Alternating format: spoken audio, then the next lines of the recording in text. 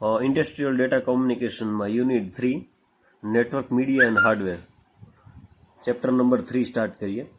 તો transmission media most ટાઈમપી question છે.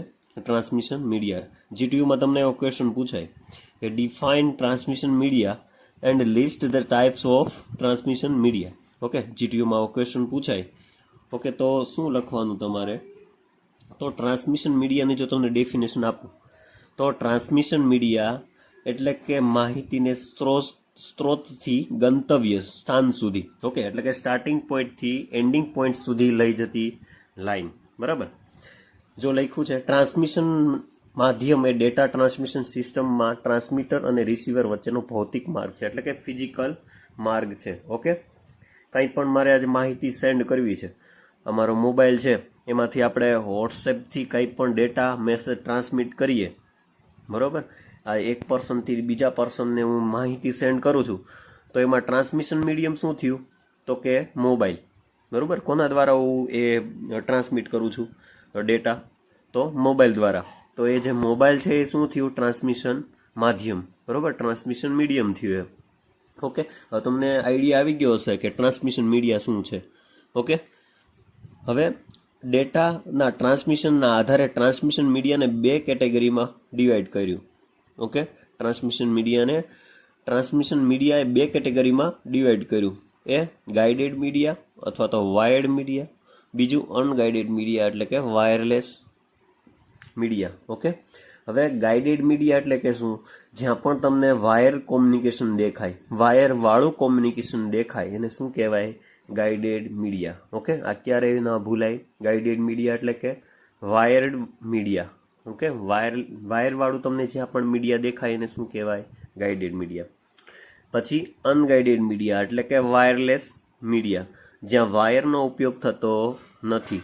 ફોર એક્ઝામ્પલ, તમે બ્લૂટૂથથી અથવા તો વાયરલેસ દ્વારા કંઈ પણ તમે માહિતી ટ્રાન્સફર કરો છો, બરાબર, એને શું કહેવાય? અનગાઈડેડ મીડિયા એટલે કે વાયરલેસ મીડિયા.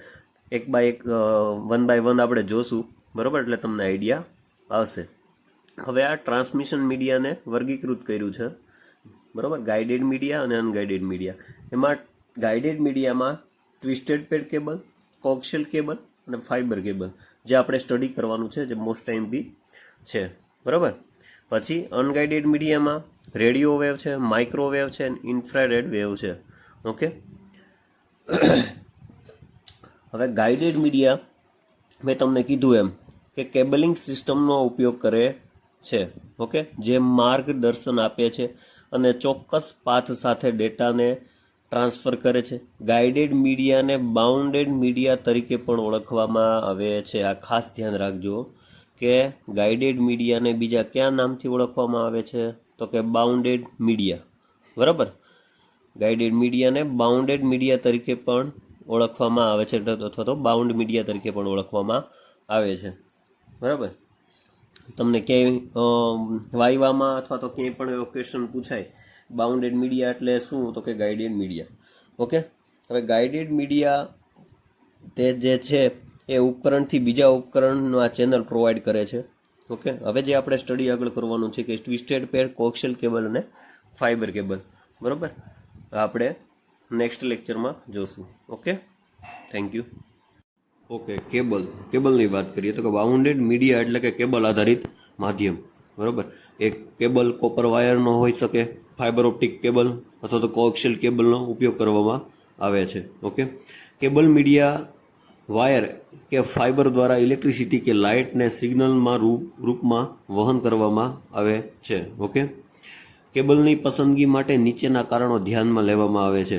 ઓકે, આ નીચેના કારણો ધ્યાનમાં લેવામાં આવે છે: નેટવર્ક પ્રોટોકોલ અને ટોપોલોજીને અનુરૂપ કેબલની પસંદગી, પછી કેબલની મર્યાદા, ગ્રુપ અને ટર્મિનેશનનો ખ્યાલ, ઇલેક્ટ્રોનિક નોઇસ અને ઇલેક્ટ્રિકલ ઇન્ટરફેસ, ટ્રાફિક એરિયા ઇન્સ્ટોલેશનની પદ્ધતિ, બ્રેક એન્ડ જોઈન્ટ. ઓકે, પછી નેટવર્ક વિસ્તાર. મુખ્યત્વે 3 પ્રકારના કોમ્પ્યુટર કેબલનો ઉપયોગ કરવામાં આવે છે. બરાબર, 3 પ્રકારના કેબલનો ઉપયોગ કરવામાં આવે છે: ટ્વિસ્ટેડ પેર, કોક્સિયલ કેબલ અને ફાઇબર કેબલ. ઓકે, આપણે ટર્ન બાય ટર્ન જોશું આપણે. ઓકે.